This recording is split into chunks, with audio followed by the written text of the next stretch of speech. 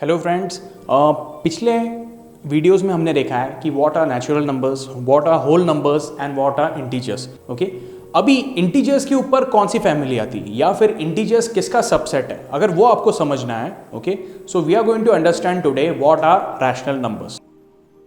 Late us understand what are rational numbers. अगर हम rational numbers को लिखते हैं डिनोटिंग एज x, तो उसका जनरल फॉर्मूला या जनरल फॉर्म होता है which is given by p upon q, where p as well as q both of them belong to integers or set of integers and q should be a non-zero integer or it should be a non-zero number। यानी p as well as q both जो है numbers वो integers की value तो ले सकते हैं but q should be a non zero number. अब इंटीजर्स का सेट क्या है ये हमने देख ही लिया है, इसे एक और बार लिखते हैं हम -n so on from negative to positive -3 -2 -1 0 1 2 3 so on till infinite n। यहां पे हम अगर देखते हैं तो q का वैल्यू आता है any integer except 0। Let us see some of the examples of rational number in its general form।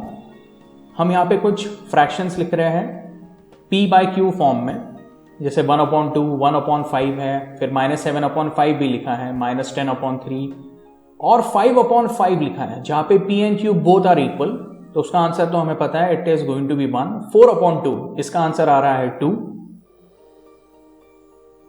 और the next is -3/10।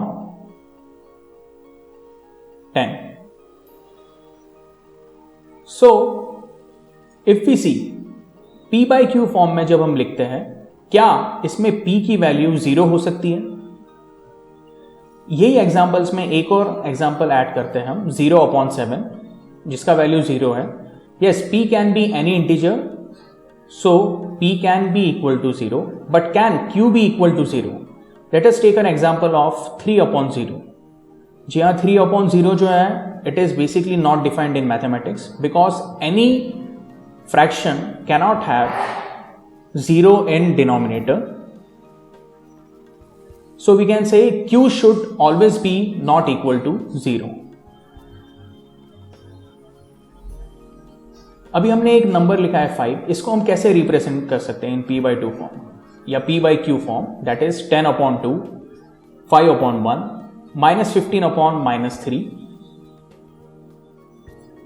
ये सभी फॉर्म में उसका आंसर 5 ही रहेगा।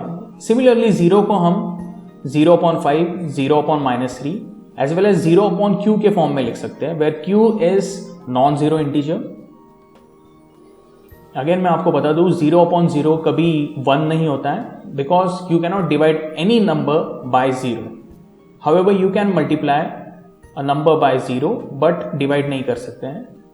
नेचुरल नंबर के अगर हम सेट देखें तो उसमें आते हैं 1 2 3 so on till n।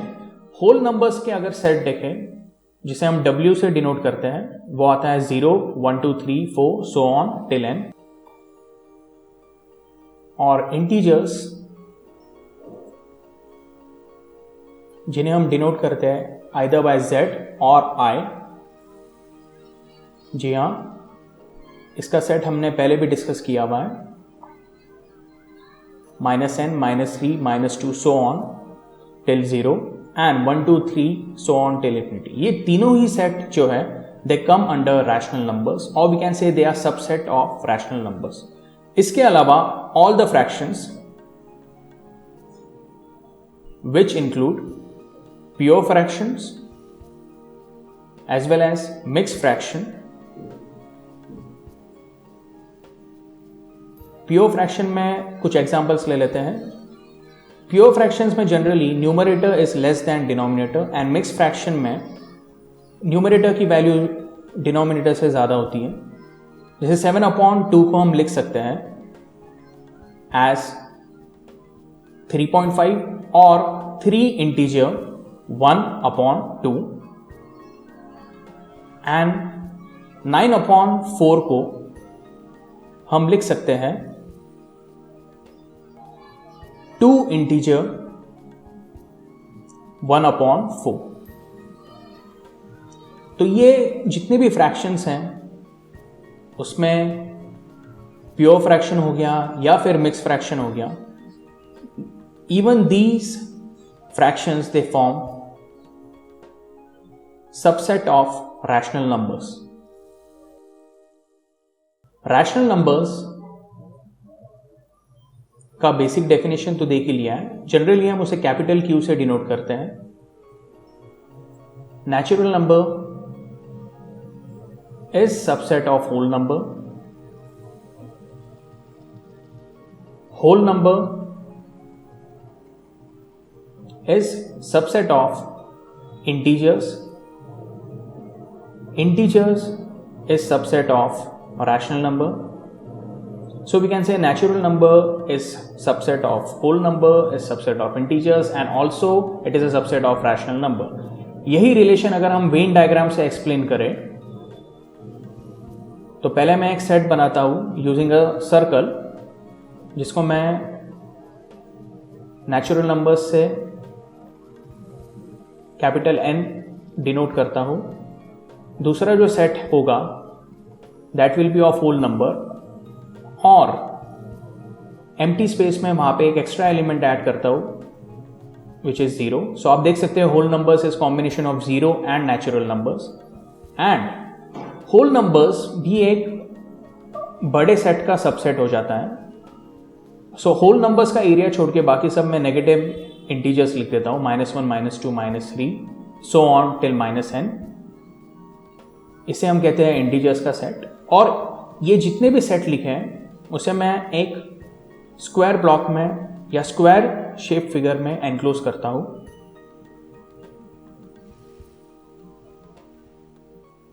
और एक जनरल फॉर्म लिख देता हूं वहां पे P/Q, जिन्हें हम कहेंगे रैशनल नंबर्स, और इसे मैं डिनोट करूंगा यूजिंग कैपिटल Q।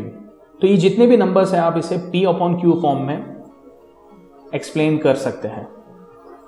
अब P/Q जो है, बहुत बार ऐसा होता है कि आप इसे अगर सॉल्व करेंगे या फिर ये अगर रैशनल नंबर्स है या उन्हें डिनोट कर रहे हैं, तो इन्हें सॉल्व करने पे मुझे दो टाइप के डेसिमल्स मिल सकते हैं। Terminating decimals, for example 1/2 which is 0.5, 1/5 0.2, ये सब टर्मिनेटिंग डेसिमल्स हैं। And non terminating recurring decimals.